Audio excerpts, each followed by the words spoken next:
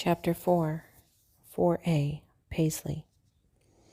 Grandfather said he sent me away to my room for protection, but I supposed he didn't want to lay eyes on me.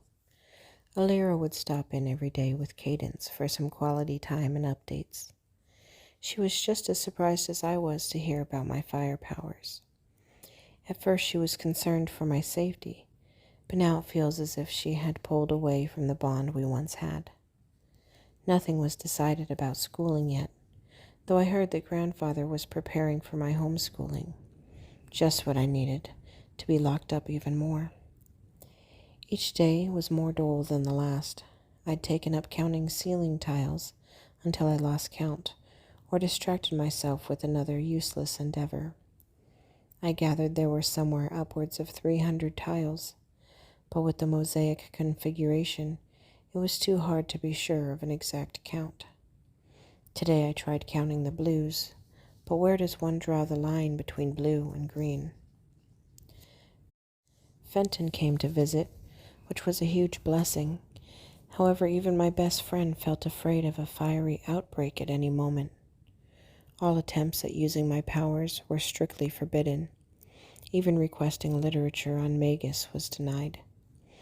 Fenton agreed to smuggle in any Magus books he could find with the schoolwork he would be sent with in the time being, but I was doubtful of the resources available.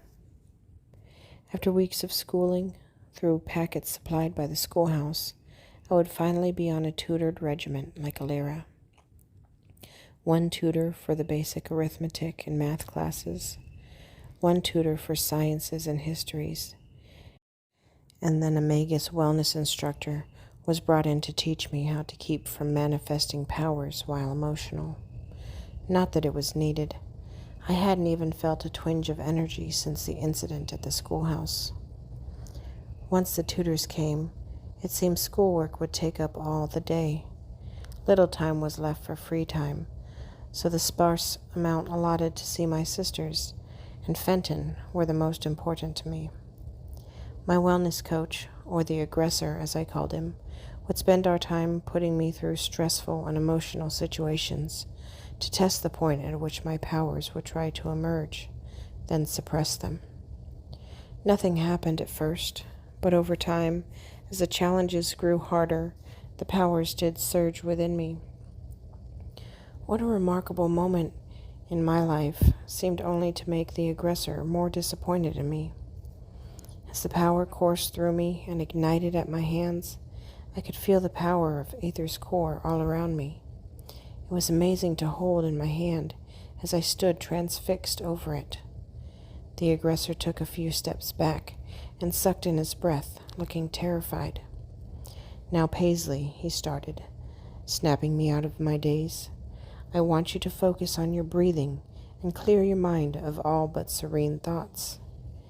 Energy pulsated through my arms and down my fingers. I felt wild and free, able to take on any problem in my way. The thought of being calm at this moment felt foolish.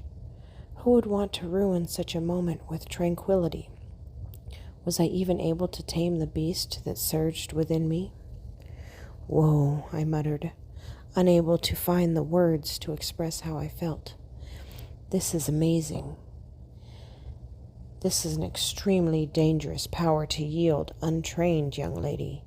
I am here to ensure that it is managed properly and there are no more accidents like that of the schoolhouse. So work with me and breathe. Focus your breath to the count of a waltz.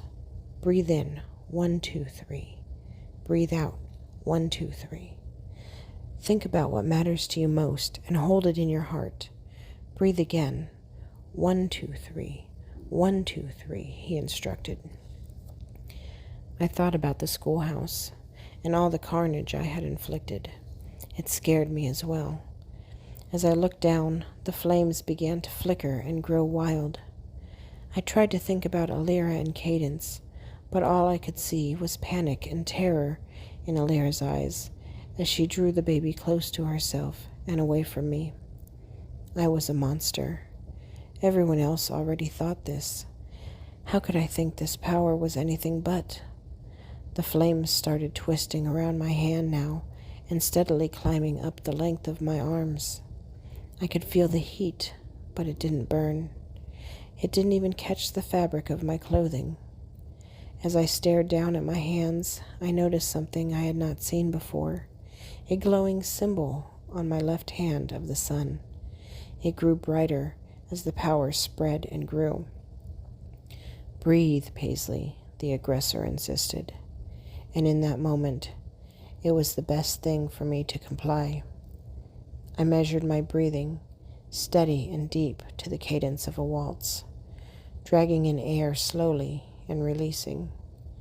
I focused on baby Cadence and her beautiful smile, on how Alira would caress her as if she were her own child, and the fears started to melt away. 1, 2, 3, 1, 2, 3. I breathed deeply and felt the power dissipate.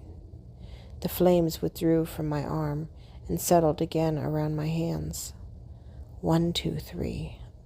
I thought about Mother and her love for us all. The warmth of the thought as warm as the flames at my fingertips. It washed over me until my eyes were wet with memories and the flames extinguished entirely. I fell to the floor, racked with emotion and exhaustion. The aggressor stood relieved a few paces away. As the power dispersed back into my body and memories faded from the fore of my thought, I realized that I missed the new feeling I had gained, the wild and free power that was my own. Though it frightened me at first, I was hopeful that I would be able to master the power soon enough without danger to myself or others.